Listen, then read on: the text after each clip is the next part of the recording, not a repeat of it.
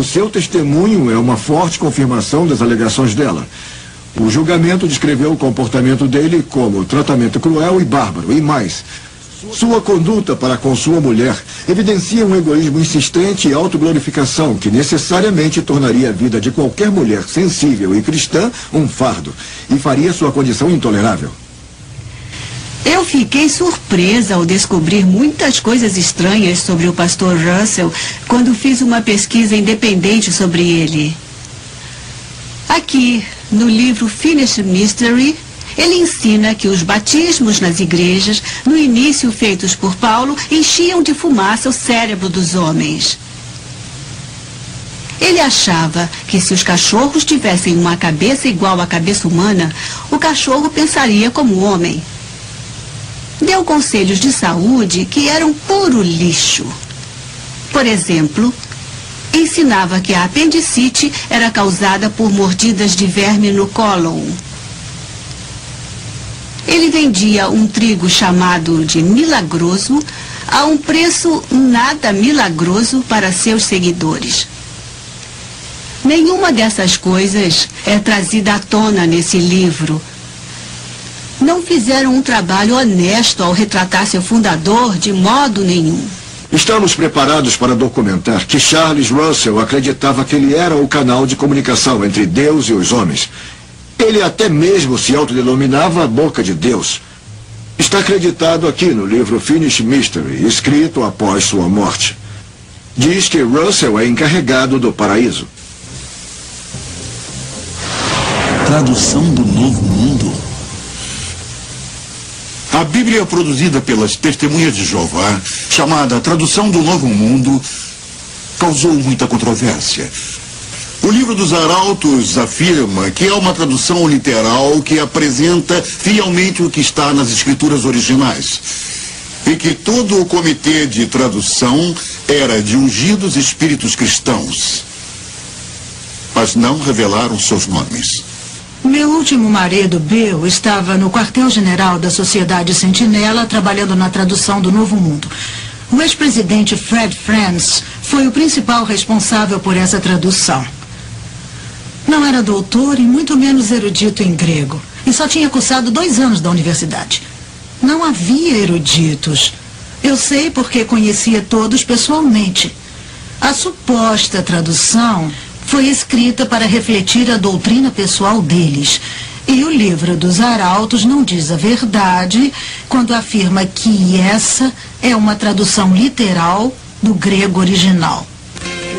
O único grego original que conheço é Jorge Ganjas, do Comitê Secreto de Tradução. E ele não era erudito, disso eu tenho certeza. Ele mesmo me contou que antes de juntar-se a nós era cozinheiro em Columbus, em Ohio. A nós era cozinheiro em Columbus, em Ohio.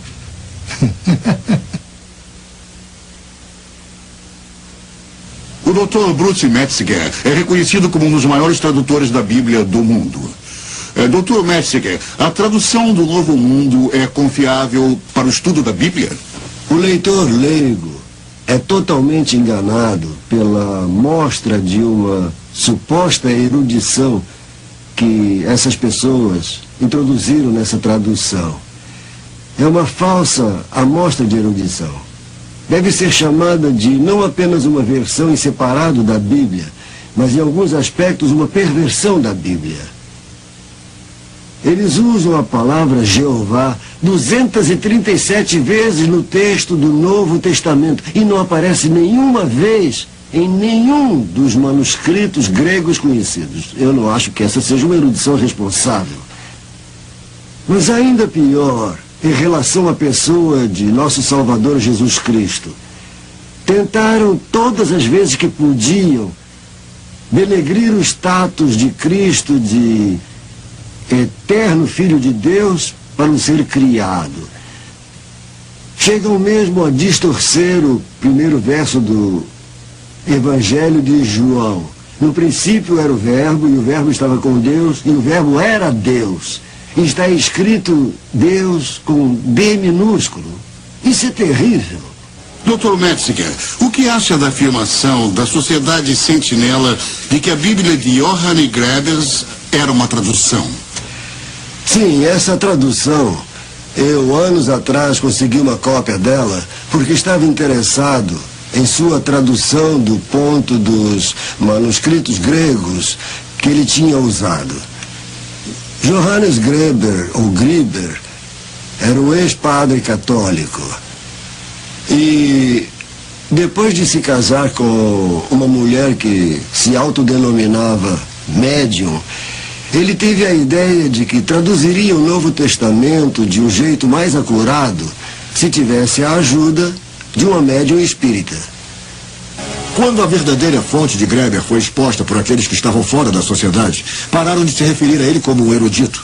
O interessante é que há provas de que eles sabiam desse envolvimento por pelo menos 30 anos. Essa atitude deliberada é encontrada em toda a história deles, apesar de nunca haver uma referência a isso no livro dos Arautos. Isso é franco? Isso é honesto? O retorno de Cristo. As modernas testemunhas de Jeová acreditam que a segunda vinda de Cristo data do ano 1914. Invisível. A história desta controversa data vem da década de 1870. O livro dos Arautos afirma que Russell foi avisado de que Cristo voltaria como uma pessoa de espírito glorioso, invisível aos olhos humanos. No início de 1876, ele reconheceu o ano de 1914 como o fim da era cristã.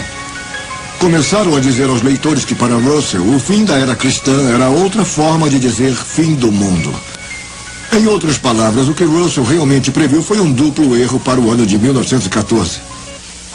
Eu lhes aviso, meus caros irmãos, vamos nos preparar, porque será o fim da era cristã, será o fim do mundo. Devemos nos preparar. Origens no ocultismo. Charles Russell se baseou na piramidologia para apontar suas datas. Ele acreditava que a grande pirâmide de Gizé era a testemunha de pedra de Deus, confirmando a época bíblica. Quando Russell morreu em 1916, foi enterrado perto de uma pirâmide que serve como uma testemunha contínua de seus ensinamentos pagãos. No entanto, a organização informou às testemunhas de Jeová que a pirâmide não deveria ser considerada como uma conexão com a verdadeira adoração. Então, consideramos que o livro dos Arautos admite que as testemunhas de Jeová praticam falsa adoração. As testemunhas de Jeová dizem que Jesus Cristo está presente e governando invisivelmente no paraíso desde 1914. Qual é o significado dessa data em suas profecias sobre o fim do mundo? A história mostra que a cronologia de 1914 é falsa. Claras origens no ocultismo. Portanto, todas as outras datas baseadas nela também são falsas. O fundador da Sociedade Sentinela, Charles Russell, é um falso profeta. E, portanto, seus sucessores também são falsos profetas. Deuteronômio 18, versículo 22. Vendo extraviado boi ou ovelha de teu irmão, não te furtarás a eles. Restituir-os-á sem falta a teu irmão. Essas acusações de início no ocultismo são sem dúvida chocantes para as modernas testemunhas de Jeová, já que eles negam todas as conexões com o oculto. Há alguma outra prova de envolvimento ocultista, além do estabelecimento de datas erradas devido à piramidologia? Depois da morte de Charles Russell, Joseph Rutherford assumiu o controle da sociedade. Eu estou escrevendo um livro sobre as testemunhas de Jeová e o ocultismo.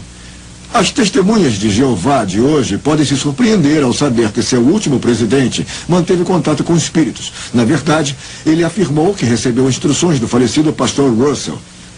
Chegou mesmo a falar que a organização não estava sob a direção do Espírito Santo, mas sob a direção de espíritos invisíveis. Nenhum desses fatos são trazidos à tona no livro dos Arautos. Isso é franco ou honesto? Esta organização tem mesmo um guia divino, como falam?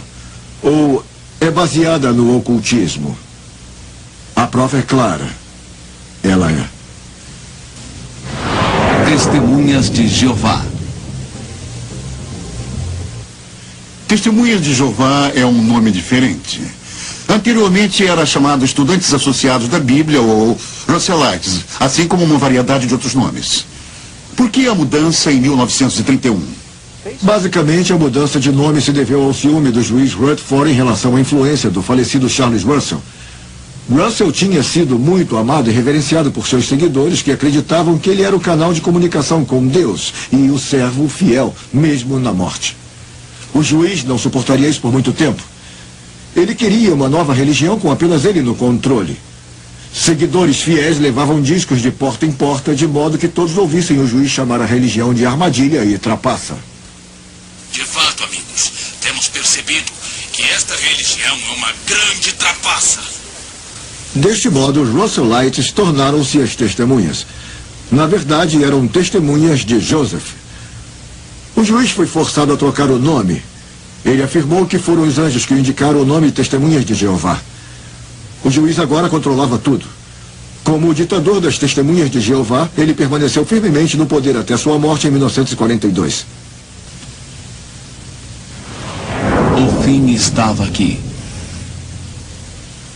As Testemunhas de Jeová têm uma longa história de datas falsas para o fim do mundo que volta ao século passado. Muitas das modernas Testemunhas de Jeová não conhecem os fatos.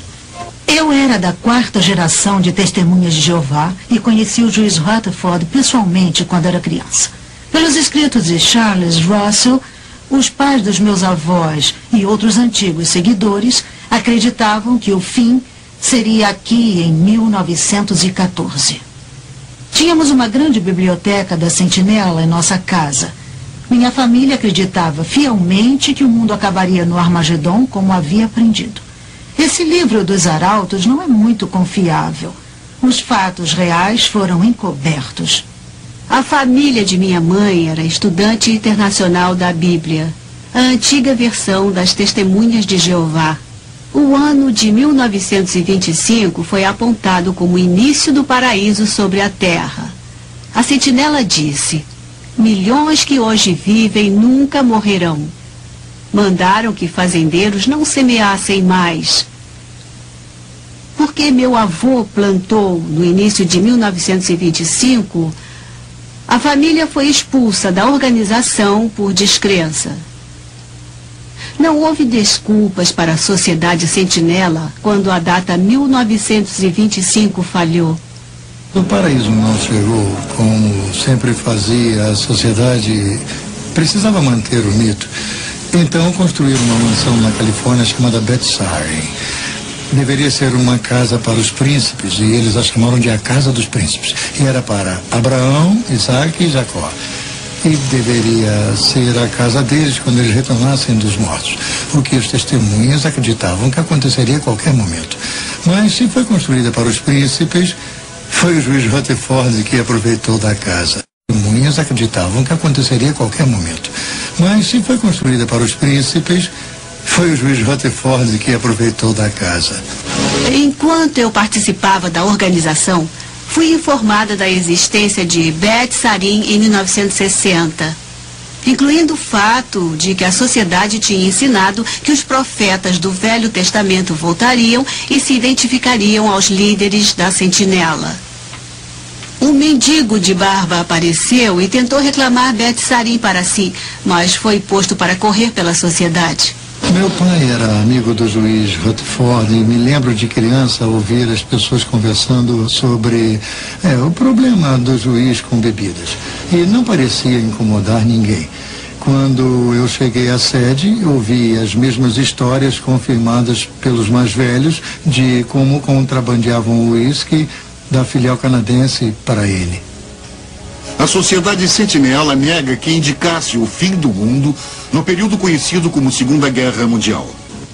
Eu me lembro do período da Segunda Guerra Mundial como testemunha de Jeová.